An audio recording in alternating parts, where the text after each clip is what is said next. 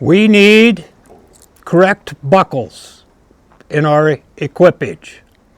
Buckles are a necessary part of creating historical gear that's useful in the field, adjustable for different layers of clothing.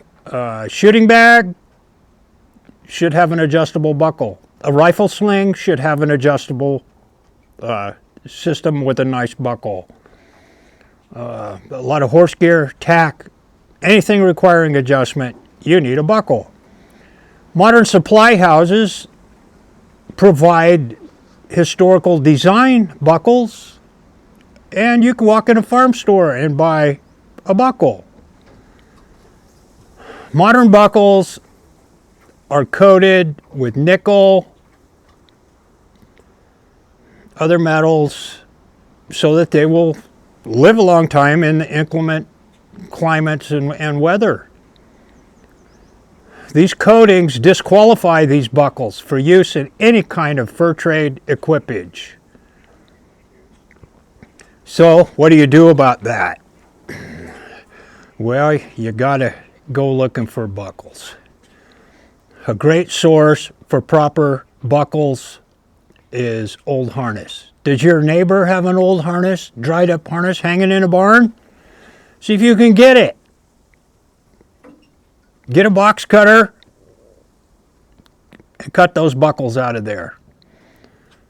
Those old buckles, many of them are japanned in their origin, which is accurate for fur trade period. Many of them were just plain iron, which is also appropriate for the fur trade period. And I've spent some years going to farm auctions and buying old harness and taking it home and mining the buckles out of it. And here are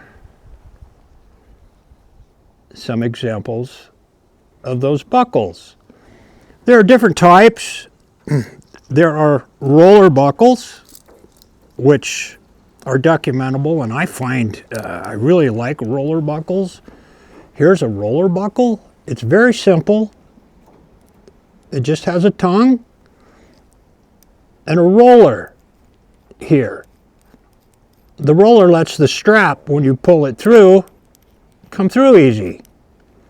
And the strap just loops around this end with a hole cut in it for the tongue. You find them in all different widths. So if you're making a bag strap, I'd use this on a shooting bag strap. That's about the right width.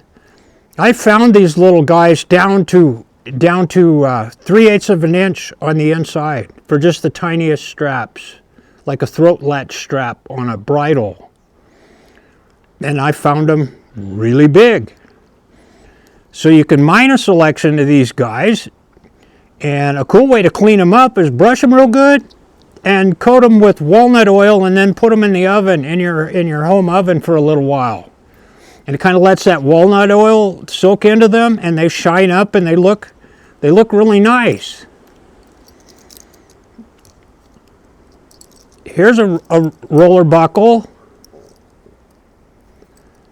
that has the pass-through on it. You see that? And the little tongue. This is a nice width for a strap, for adjustment for something. A horn strap, powder horn strap maybe, or a gear strap for around a bedroll, something like that, and get you some vegetable tan or bark tan leather and make your straps for them.